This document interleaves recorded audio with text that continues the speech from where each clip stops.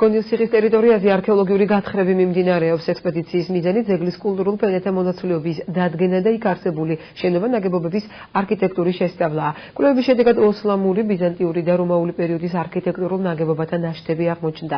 ასევე წვრილი კენჭებით მოკრწყლული რომაული ეპოქის შენობის იატაკი და ოსმალური პერიოდის წყალგაყვანილობის სისტემის ნაწილი.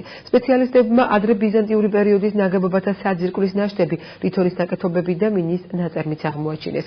ექსპედიციის წევრებს საჭირის განათლების მინისტრი და კულტურული მემკვიდრეობის დაცვის სააგენტოს უფროსი შეხვდნენ.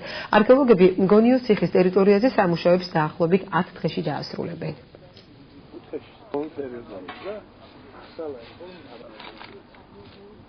გონიოსის არქეოლოგიური ექსპედიცია ტრადიციული ექსპედიცია, რომელიც გაწერილი არის ჩვეულებრივ სახელმწიფო ბიუჯეტში მოგესწრებათ მუზეუმ ნაკრძალის ტერიტორია არის, მუდმივმოქმედი ექსპედიცია არის და ჩვენ გვაქვს ბედნიერი შემთხვევა ესეთი მნიშვნელობის ძეგლი რო არის ჩვენს რეგიონში. ქრონოლოგიურად შეზღუდული ძეგლი ნამდვილად არ არის, აქ არის ძალიან საინტერესო მასალა, რომელიც უკავშირდება უშუალოდ დაარსების ეპოქას, ანუ რომაულ პერიოდს.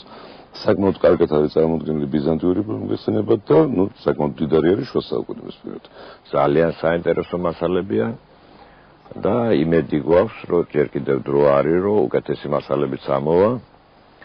ფიქრობ, რომ მომავალ წელსაც დავაფინანსოთ, იმიტომ ეს არის ძალიან კეთილშობილი და კარგი საქმე მთელი ერისთვის, რომ კეთდება ასეთი გათხრები და ერთს მეტი საგანძური ექნება. 10 რიცხვიდან ვიწყებთ ხიხანში გათხრებს, გაგრძელდება დაახლოებით სექტემბრის 1 რიცხვამდე.